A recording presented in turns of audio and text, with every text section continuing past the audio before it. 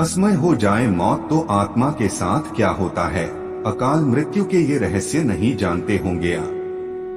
गरुड़ पुराण में असमय मौत या अकाल मृत्यु जैसे दुर्घटना, बीमारी, आत्महत्या आदि के बारे में बताया गया है। जानिए यदि इन स्थिति में किसी की मृत्यु हो तो उसके बाद ऐसी आत्माओं का क्या होता है। वीडियो में आगे बढ़ने से पहले हमारे YouTube चैनल जीवन ज्ञान संगम को लाइक सब्सक्राइब करें और कमेंट में जय श्री राम लिख दे। आपका कल्याण ही कल्याण होगा। जिसका जन्म इस संसार में हुआ है उसकी मृत्यु भी निश्चित है और यह अटल सत्य है जिसे कोई टाल या बदल नहीं सकता है। मृत्यु ऐसी स्थिति है जिससे कोई प्राणी नहीं बच पाया, लेकिन जिस तरह जीवन जीने के कई तरीके हैं ठीक उसी तरह मृत्यु भी कई तरह से आती है। हर व्यक्ति की मृत्यु एक जैसी नहीं होती। कुछ लोग जीवन का हर सुख भोग कर मृत्यु को प्राप्त होते हैं तो कुछ लोगों की असमय मौत हो जाती है। कुछ लोग गंभीर बीमारी से पीड़ित होने के कारण दम तोड़ देते हैं तो वहीं कुछ आत्महत्या कर लेते हैं आदि। गरुड़ पुराण ग्रंथ हिंदू धर्म का महत्वपूर्ण है।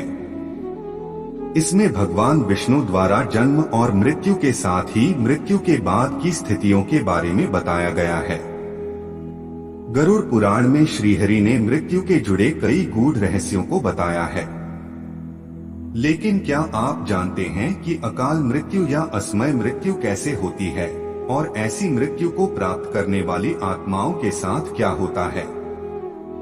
आइए जानते हैं इसके बारे में विस्तार से। अकाल मृत्यु क्या होती है।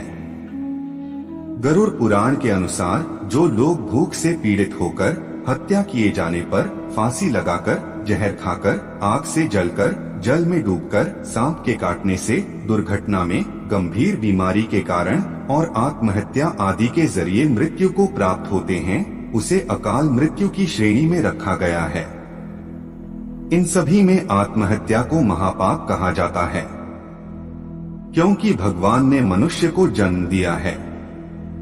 यदि मनुष्य आत्महत्या करता है तो इसे भगवान द्वारा दिए जन्म का अपमान करना माना जाता है। क्यों होती है अकाल मृत्यु, क्या है इसके कारण। गरुड़ पुराण में बताया गया है कि व्यक्ति का जन्म और मृत्यु सभी उसके कर्मों के आधार पर निर्धारित होता है। ऐसे लोग जो पापी होते हैं, दुराचार करते हैं, स्त्रियों का शोषण करते हैं, झूठ बोलते हैं, भ्रष्टाचार और कुकर्म आदि करते हैं, वो इन्हीं कारणों से अकाल मृत्यु को प्राप्त होते हैं। अकाल मृत्यु हो जाए तो आत्मा का क्या होता है।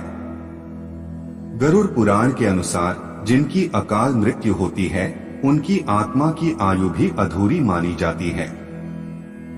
यानी ऐसी आत्माओं का जीवन चक्र पूरा नहीं होने पर इनकी आत्माओं को स्वर्ग या नरक कहीं भी स्थान नहीं मिलता और ये भटकती रहती हैं। यदि किसी पुरुष की अकाल मृत्यु होती है तो उनकी आत्मा भूत, प्रेत, पिशाच, कुष्मांडा, ब्रह्मराक्षस, बेताल और क्षेत्रपाल योनि में भटकती है। वहीं यदि स्त्री की अकाल मृत्यु हो जाए तो इनकी आत्मा अलग अलग योनि में भटकती है। वहीं किसी नवयुवती स्त्री या प्रसूता की अकाल मृत्यु हो जाए तो वह चुड़ैल बन जाती है। कुंवारी कन्या की अकाल मृत्यु होने पर वह देवी योनि में भटकती है। ऐसा गरुड़ पुराण में बताया गया है।